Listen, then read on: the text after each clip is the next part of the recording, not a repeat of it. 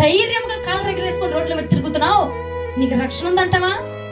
రక్షణ ఉందా? నీకు రక్షణ ఉందంటావా? బాప్తిజం తీసుకొని కూడా ధైర్యంగా తిరుగుతున్నావు. పాపం చేస్తా, లోకానుసరమైన వ్యభిచారములు, లోకానుసరమైన ఆ యొక్క పాపపు అలవాట్లు ఎన్ని తీసుకొని ధైర్యంగా తిరుగుతున్నావే. లేఖనం ఏం సెలవిస్తుంది?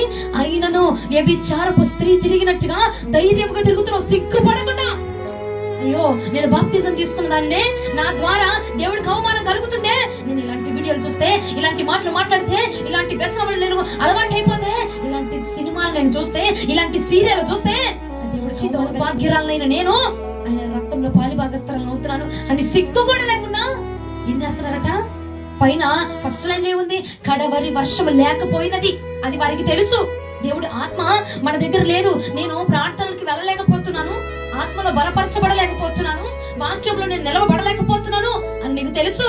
తెలిసిన నువ్వేం చేస్తున్నావు? ధైర్యముగా కాళ్ళు ఎగరేసుకొని. ఎక్కడి నుంచి వస్తుందండి నీకు ఆ ధైర్యం? అవుతుంది పాపం చేస్తా, దేవుని యొక్క మాటలు నువ్వు ఉల్లంఘిస్తూ, దేవుడు చెప్తున్న మాటను కూడా నిర్లక్ష్యం చేస్తూ వెనకేస్తూ ఎలా తిరగలుగుతున్నావు? నువ్వు ఎలా ధైర్యంగా కొనసాగించగలుగుతున్నావు?